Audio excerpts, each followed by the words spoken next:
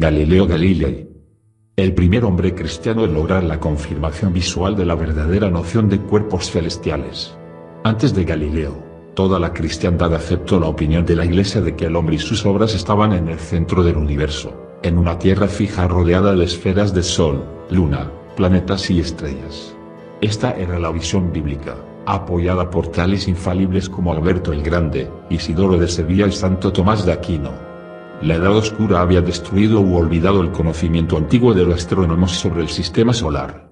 Aristarchus enseñó alrededor de 275 a.C. La Tierra es un globo giratorio en órbita alrededor del Sol.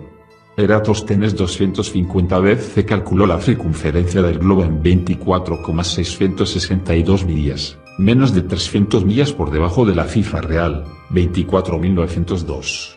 A cerca de 40 b.c. Hiparco calculó el diámetro de la Luna y su distancia de la Tierra, dentro de unas pocas millas de las cifras correctas.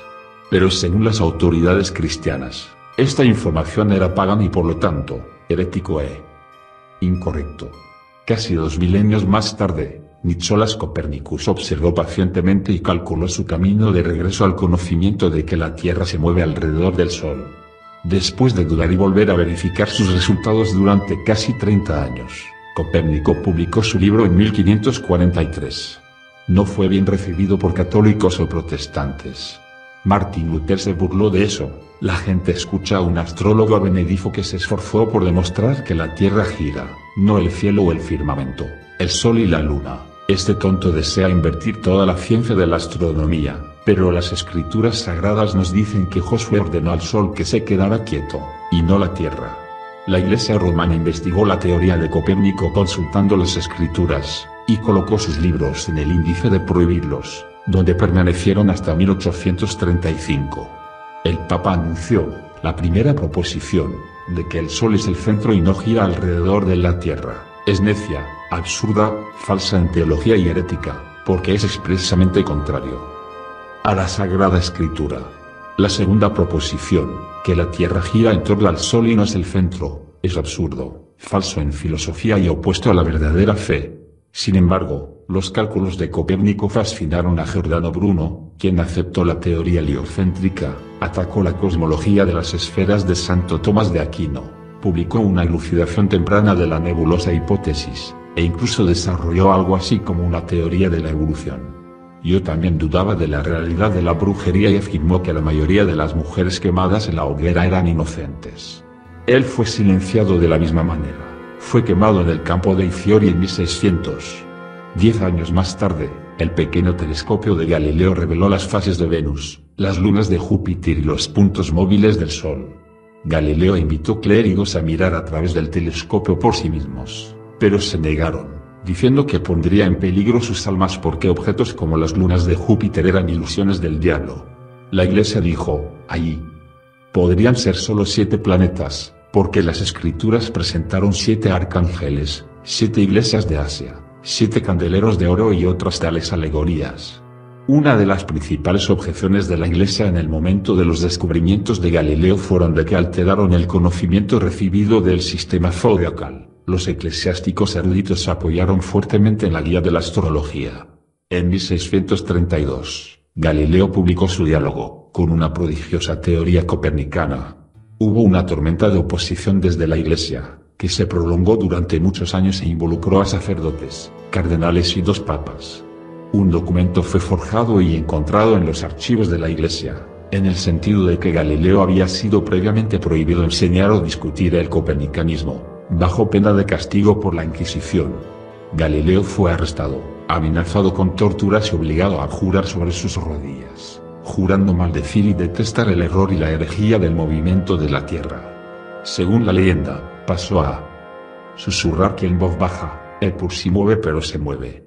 Papa Paulo V cerró el tema con una declaración solemne: la doctrina del doble movimiento de la Tierra sobre su eje y sobre el Sol es falso, y completamente contrario a la Sagrada Escritura. El Papa prohibió el entierro de los restos de Galileo en la tumba de su familia, ordenando que sea enterrado sin ceremonia, monumento o epitafio. Su memoria fue execrada durante 2 siglos, por lo que el Papa Urbano V llamó un gran escándalo para la cristiandad.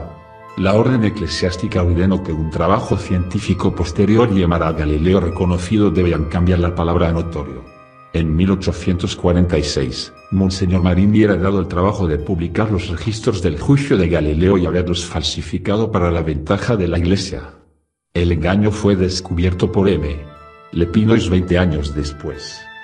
Muchos libros fueron apresurados bajo los auspicios eclesiásticos para refutar a Galileo. Algunos contenían un razonamiento muy pintoresco, como Chiaramonti: los animales, que se mueven, tienen extremidades y músculos, la Tierra no tiene extremidades o músculos, por lo tanto, no se mueve. Son los ángeles los que hacen a Saturno, Júpiter, el Sol, etc., que den la vuelta. Si la Tierra gira, también debe tener un ángel en el centro para ponerlo en movimiento, pero solo los demonios viven ahí, eso sería, por lo tanto, un demonio que impartiría movimiento a la Tierra. La teología ingenua de la época a menudo declaraba que si la Tierra se movía, una piedra que caía desde una altura caería un poco detrás del punto directamente abajo.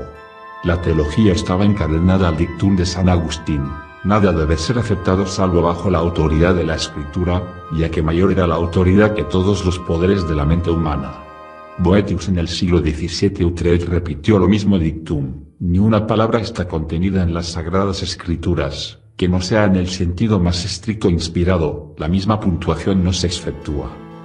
Incluso a fines del siglo XIX, los clérigos seguían golpeando al caballo muerto de la cosmología bíblica. Un presidente de los luteranos de H. Seminari publicó un libro refutando a Copérnico, Galileo, Kepler, Newton y todos los astrónomos posteriores.